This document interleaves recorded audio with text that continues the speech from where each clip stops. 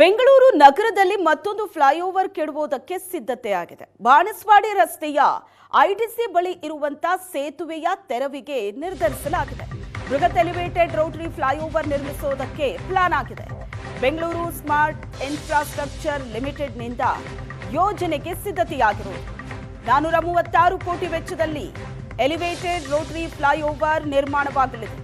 ಹೊಸ ವಿನ್ಯಾಸದ ಸುಗಮ ಸಂಚಾರಕ್ಕೆ ಅಡ್ಡಿ ಹಿನ್ನೆಲೆ ತೆರವಿಗೆ ನಿರ್ಧರಿಸಲಾಗಿದೆ. 2001-2ರಲ್ಲಿ ರೈಲ್ವೆ ಇಲಾಖೆಯಿಂದ ಈ ಹಳೆ ಫ್ಲೈಓವರ್ ನಿರ್ಮಾಣ ಆಗಿತ್ತು. ಈಗ ಇದನ್ನ ಕೆಡವಿ ಹೊಸ ಅತ್ಯಾಧುನಿಕ ಮಾದರಿಯ ಫ್ಲೈಓವರ್ ನಿರ್ಮಾಣ ಮಾಡೋದಕ್ಕೆ ಸಿದ್ಧತೆಯಾಗಿದೆ.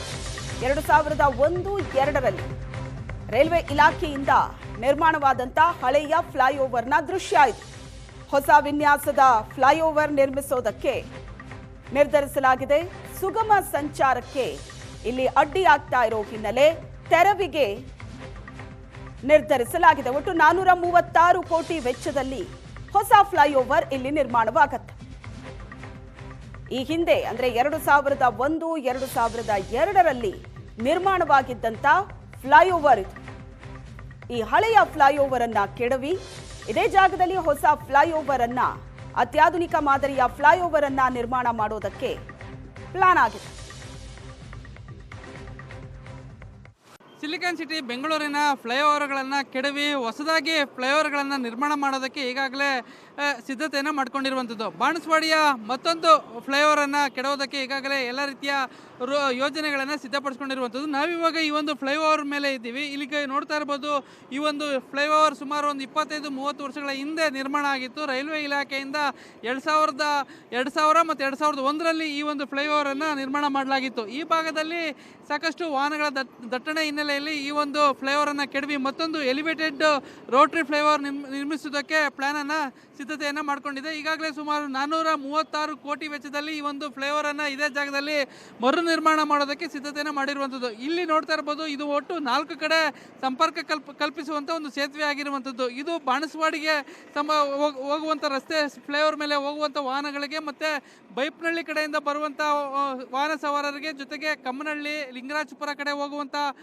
ವಾಹನ ಸವಾರರಿಗೆ ಈ ಒಂದು ಫ್ಲೈಓವರ್ನಿಂದ ರಸ್ತೆಯ ಸುಗಮ ಆಗಲಿದೆ. ಇದ್ರ ಜೊತೆಗೆ ಏನಂತಂದರೆ ಇಲ್ಲಿ ಈ ಒಂದು ಸ್ಥಳದಲ್ಲಿ ಸಾಕಷ್ಟು ಟ್ರಾಫಿಕ್ ಆಗುತ್ತೆ. ಆ ಟ್ರಾಫಿಕ್ ದಟ್ಟಣೆಯನ್ನು ನಿವಾರಣೆ ಮಾಡೋದಕ್ಕೆ ಈಗ ಎಲಿವೇಟೆಡ್ ಫ್ಲೈಓವರನ್ನು ನಿರ್ಮಾಣ ಮಾಡೋದಕ್ಕೆ ಈಗಾಗಲೇ ಸಿದ್ಧತೆಯನ್ನು ಮಾಡ್ಕೊಂಡಿರುವಂಥದ್ದು. ಕಾಮಗಾರಿ ವಿಳಂಬದಿಂದಾಗಿ ಈ ಒಂದು ಮೊದಲು ಯೋಜನೆ ರೂಪಿಸಿದಂಥ ಸಂದರ್ಭದಲ್ಲಿ ಸುಮಾರು 236 ಕೋಟಿ ಇತ್ತು. ಇದೀಗ 436 ಕೋಟಿಗೆ ಹೆಚ್ಚಳ ಆಗಿರುವಂಥದ್ದು. ಹೀಗಾಗಿ ಈ ಒಂದು ಸದ್ಯ ಕೆಲವೇ ದಿನಗಳಲ್ಲಿ ಈ ಒಂದು ಫ್ಲೈಓವರ್ನ ಡೆಮೊಲಿಷನ್ ಮಾಡಿ ನೂತನ ಫ್ಲೈಓವರ್ ನಿರ್ಮಾಣ ಮಾಡೋದಕ್ಕೆ ಈಗಾಗಲೇ ಸಿದ್ಧತೆಯನ್ನು ಮಾಡಿಕೊಳ್ಳಲಾಗಿದೆ. ಮಾರುತಿ ಸೇವಾನಗರ ರಸ್ತೆಯಿಂದ ಸುಮಾರು 1.5 ಕಿಲೋಮೀಟರ್ ಉದ್ದದ ಹೆಚ್ಚುವರಿ ಫ್ಲೈಓವರನ್ನು ಈ ಯೋಜನೆಗೆ ಸೇರಿಸುವ ವೆಚ್ಚ ಕೂಡ ಇರುವಂಥದ್ದು. ಹೀಗಾಗಿ ಇದರ ಒಂದು ದುಬಾರಿ ವೆಚ್ಚ ಕೂಡ ಹೆಚ್ಚಾಗುವಂಥ ಸಾಧ್ಯತೆ ಇದೆ. ಹೀಗಾಗಿ ಈ ಒಂದು ಕಾಮಗಾರಿ ಈ ಒಂದು ಸ್ಥಳದಲ್ಲಿ ಪ್ರಾರಂಭ ಆದರೆ ಈ ಸುತ್ತಮುತ್ತಲಿನ ವಾಹನ ಸವಾರರು ಏನಿದ್ದಾರೆ ಅವರಿಗೆ ಸಾಕಷ್ಟು ಟ್ರಾಫಿಕ್ ದಟ್ಟಣೆ ಆಗೋದಂತೂ ಸತ್ಯ. ಹೀಗಾಗಿ ಬೇರೆ ಬೇರೆ ರಸ್ತೆಗಳಲ್ಲಿ ಪರ್ಯಾಯವಾಗಿ ಸಂಚಾರ ಮಾಡ್ಕೊಳ್ಳೋದಕ್ಕೆ ಈಗಾಗಲೇ ಸಂಚಾರಿ ಪೊಲೀಸರು ಕೂಡ ಪ್ಲಾನನ್ನು ಸಿದ್ಧತೆಯನ್ನು ಮಾಡ್ಕೊಳ್ತಾ ಇರುವಂಥದ್ದು. ಕ್ಯಾಮ್ರಾ ಪರ್ಸನ್ ಶಿವಕುಮಾರ್ ಜೊತೆ ನಂದೀಶ್ ಮಲೆನಹಳ್ಳಿ, HNET ಸುವರ್ಣ ನ್ಯೂಸ್, ಬೆಂಗಳೂರು.